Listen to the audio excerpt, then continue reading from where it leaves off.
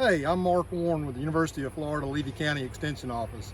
Today we're going to be talking to you about some of the programs that our local Extension Office is doing to support our local farmers. Being a summertime staple, watermelons are also an important part of many state and local economies. This fast-paced crop requires constant monitoring, rapid responses, and gutsy informed decisions to a whole catalog of pest and environmental challenges that threaten the crop. While commercial fields of watermelon can be found in many states across the nation, Florida typically ranks as the top producer in the nation, representing about 20% of our annual production. Similarly, melons are grown in many counties across the state of Florida, beginning in South Florida near Immokalee in the early spring and moving north into the Swanee Valley as we approach early and midsummer. Levy and Gilchrist counties represent nearly 20% of Florida's annual production, making them the top two producing counties in the state of Florida. Most of these melons are destined for markets across the eastern half of the United States. In addition to many daily activities that the farmers are involved in, farmers throughout this region are also very mindful of minimizing their environmental impact as it relates to producing this crop. Most of the farmers in this area are enrolled in voluntary BMPs, best management practices. These practices are focused on protecting and conserving water resources. In the following video, you will see a few of the educational and research programs that our local extension office is involved in, assisting our farmers in this industry in being successful while also minimizing our environmental footprint. The majority of work that we have been doing during watermelon season to help our growers has been dedicated to sap testing. Sap testing is done to measure how much nitrogen and potassium are present in a crop.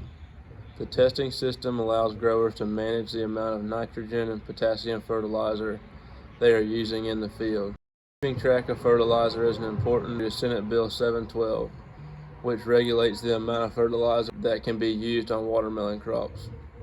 In order to perform this test, petiole samples are taken from the most recently mature leaf on the watermelon vine, but 10 leaves are collected in order to get an adequate reading of the entire field being tested. After collecting the leaves, the petioles are chopped and a lemon or garlic press is used to squeeze sap into a measuring device. The measuring devices will provide a nitrate, nitrogen, and a potassium parts per million reading.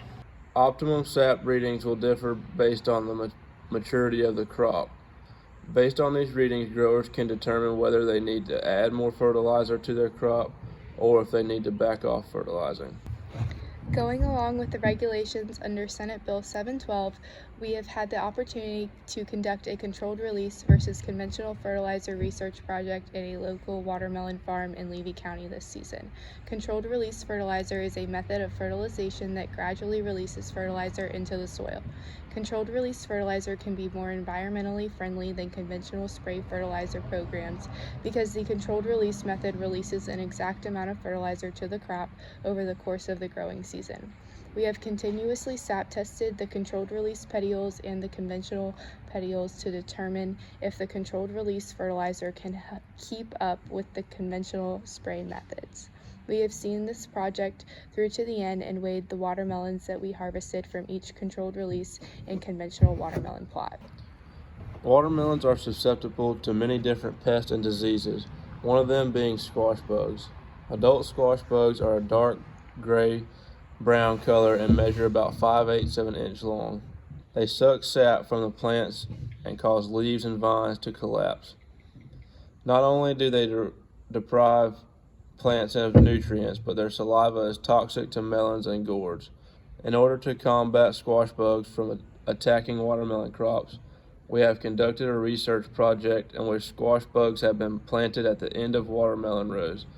The idea is that the squash bugs will be drawn to the squash plants and leave the watermelon crop alone.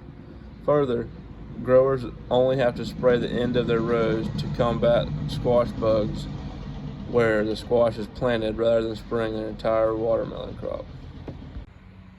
Another way that we are helping farmers in Levy County be as efficient as possible while still being environmentally friendly is by conducting EC tests at various watermelon fields. The object of the EC test is to determine how long it takes to completely flush fertilizer out of the farmer's drip tape system. The time that it takes for fertilizer to be completely flushed out of the water lines varies between each field and depends on the size of the field, topography of the field, and where the fertilizer injection point is located at the field. With the EC test, we can test the water to see how much fertilizer is present in the water lines and determine how long it actually takes for the fertilizer to reach the farthest end of the field and then completely flush out of the system. To keep growers informed of what is going on throughout the county, a weekly newsletter is sent out to all watermelon growers in Levy County every Monday morning. This newsletter informs growers of certain diseases that are spreading throughout various watermelon fields and provides guidance to growers in terms of which chemicals to spray to protect their crops.